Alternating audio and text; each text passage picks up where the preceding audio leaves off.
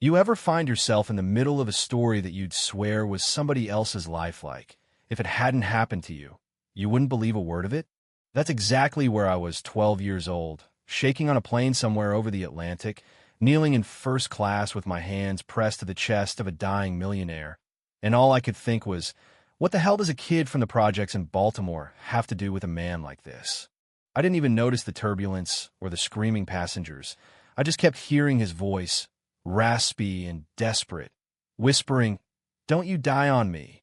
And it wasn't until later, after the oxygen masks dropped, after the emergency landing, after he pressed that small metal key into my hand, that I understood why his next words made me cry and why everything I thought I knew about myself was about to come undone. 3 hours before that chaos, I was just Zora Williams. That's who I thought I was. Anyway, clutching my beat-up backpack, shuffling through a jetliner that looked like a spaceship compared to my grandma's leaky apartment. The blue lighting, the quiet voices, the flight attendants looking like movie stars, it all felt like I was trespassing in someone else's world. A flight attendant named Patricia, all sharp nails and soft voice, took one look at me and clocked that I was flying solo. "You traveling alone, honey?" she asked, and I just nodded, too nervous to speak. She studied my boarding pass, raised an eyebrow, and said, 14A, right this way, sweetie, as she led me past the velvet curtain separating the haves from the have-nots. That's when I saw him, the man with the silver hair and expensive suit, sitting perfectly still, not working, not sleeping, just staring out the window with a look so heavy, it was like he could see through the clouds. He glanced at me, and in that instant, there was this flicker of surprise, confusion, something almost like fear, but then his face shut down like a banked vault, and he turned away, snapping at a flight attendant that all he wanted was privacy. Even in that cold way, something about his eyes unsettled me, like he was seeing someone he'd lost a long time ago. I got to my seat, tried to bury myself in my dad's old copy of The Secret Garden, the only thing I had left that still smelled like peppermint and motor oil, but the words wouldn't stick. My mind kept drifting to the letter that started all this. "Your presence is requested in London regarding an inheritance matter. All expenses paid. Discretion advised." Grandma thought it was a scam, but when she saw the notary and the law firm's letterhead and details only someone close to my late father would know, she finally gave in, even though it broke her heart to see me go. "Just be careful, Zora. The world ain't always kind to girls who look like you." Those are her last words to me before the flight. I tried to hold on to that as the plane took off, pressing me back into the seat, leaving behind the leaking sink, the bodega on the corner, the teachers who loved my brain but not my attitude. For the first time, I wasn't just the girl with the dead dad and the missing mom. I was a traveler, headed somewhere mysterious, maybe even important. It felt almost good until the chaos started. About an hour in, there was a ruckus in first class. That same silver-haired man, Richard Harrington, I'd later learn was berating a flight attendant over some seating mix-up. The drama was so extra, I almost laughed. Here was a guy angry about sharing space in first class, while I was grateful for a row to myself in economy. But there was something in the way he said the name James, familiarity, almost like history. I kept watching him, and for a second, our eyes met again. He looked away first. Not long after, he got up to use the restroom, and a folded slip of paper fell from his pocket, landing right near me.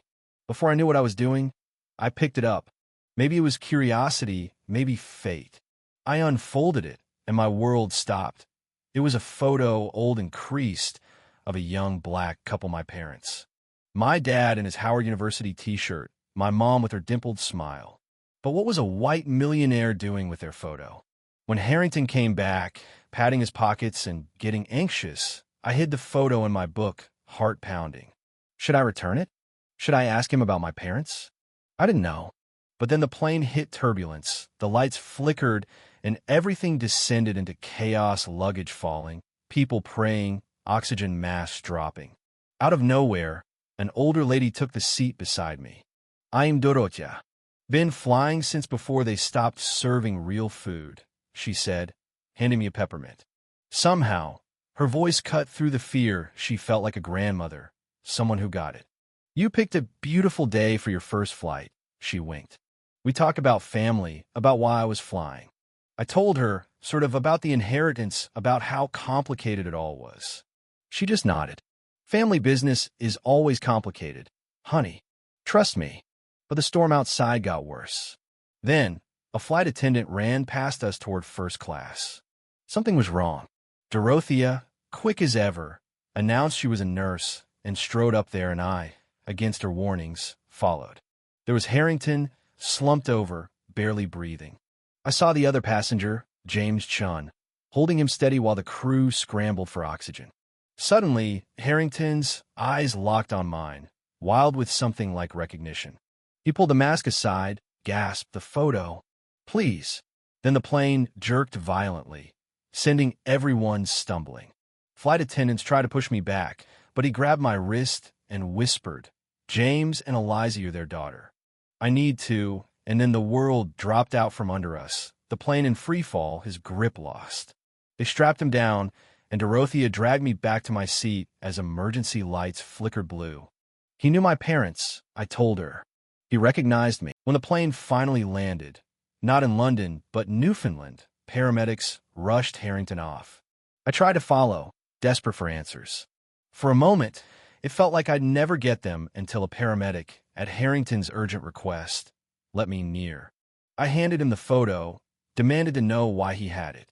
With barely any strength, he pressed a key into my palm and whispered, "Ask your grandmother about July 17th, 1992. Everything's in London. I'm your father." Dorothea found me in the terminal later, hot chocolate in hand. Family is never simple, Zora. Sometimes the people who love us most keep the biggest secrets. Her kindness helped, but my mind spun with questions. If Richard Harrington was my biological father, who was the dad I'd mourned all these years? Why had my mom disappeared? I called Grandma, desperate for some anchor. She picked up, voice rough but warm. When I told her what Harrington said, the silence was so long I thought we got disconnected. "James Williams was your father in every way that matters," she finally said. "Blood ain't love, Zora, but you deserve the truth." A few hours later, in a fancy London hotel, a lawyer handed me an envelope. Inside was a letter from my mom, the first thing I'd read from her in 5 years. She told me everything. How she fell for Richard, how his fear of scandal and her being young and black made him run, how James, her best friend, stepped up, married her, gave me his name out of pure love and loyalty. She wrote about her mental illness, about leaving to protect me when her mind slipped beyond her control, and how she never stopped loving me. She wrote that Richard had always cared from afar, setting up the trust, making sure I had chances, but respecting her wish for silence. "You are the best of all of us," she wrote. "Make your own future." Later, at Barclays Bank, I opened Harrington's deposit box. Photos of my childhood, a gold locket with pictures of my parents, a journal of letters he'd written to me, but never sent. I cried for everything lost and everything found. And that's the thing, sometimes the truth is messier than fiction. My father was both the man who raised me and the man who ran from me. My mother left, but not out of hate or weakness, out of a desperate kind of love. And me? I get to decide what happens next. So let me ask you, in a world where secrets define us and blood is only part of the story, who gets to choose what family really means? If you made it to the end, I want to hear what you'd do in my shoes. Would you forgive? Would you reach out to the father who waited too long? Or would you hold on to the family who chose you, no matter the lies? Drop your thoughts below, because trust me, this is one of those stories that's bigger than just me.